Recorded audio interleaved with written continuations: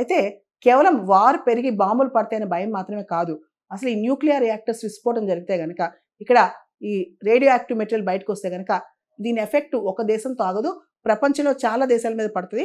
కాబట్టి స్ట్రైక్ చేయొద్దని చెప్పి చాలా మంది అంటారు. మనం చూసాం అమెరికా దగ్గర 3 మైల్ ఐలాండ్ ఇష్యూ 1979లో అదో పెద్ద న్యూక్లియర్ యాక్సిడెంట్ ఇష్యూ అనమాట. తర్వాత 2011లో జపాన్లో ఫుకుషిమా ఇన్సిడెంట్.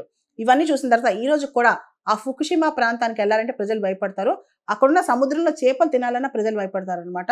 ఆ రేడియో యాక్టివ్ మెటీరియల్ అనేది చాలా సంవత్సరాల పాటు మన జీవితాల్లో ఎఫెక్ట్ కొట్టుద్ది. కాబట్టి చాలా దేశాలు ఇప్పుడు ఇజ్రాయెల్కి వార్నింగ్ ఇస్తున్నాయి.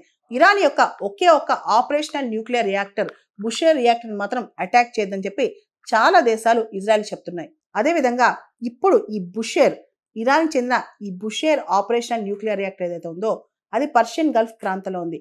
ఒకవేళ కనుక ఇజ్రాయెల్ దానిపైన అటాక్ చేస్తే చుట్టుపక్కల ఉన్న దేశాలు బహ్రెయిన్ కావచ్చు, యెమెన్, ఒమెన్, ఆర్మేనియా ఇలా చుట్టుపక్కల ఉన్న దేశాలన్నిటికీ దీని ప్రభావం పడుతుంది. అంతేకాదు ఇది పర్షియన్ గల్ఫ్ ఉంటుంది కాబట్టి ఈ వాటర్స్ లో కూడా ఈ పొల్యూషన్ వెళ్ళిపోయి మొత్తం ఇది కంటామినేట్ అయిపోయి ఎవరు ఇక్కడ ఏది తినలేరు, అక్కడ రాలేరు అనమాట. అటువంటి పరిస్థితి వచ్చింది. కాబట్టి ఎటువంటి పరిస్థితిలో ఇరాన్ యొక్క ఒకే ఒక్క ఆపరేషనల్ బుషేర్ న్యూక్లియర్ రియాక్టర్ ని టచ్ చేయొద్దని చెప్పి ఇజ్రాయెల్ అందరూ కోరుతున్నారు.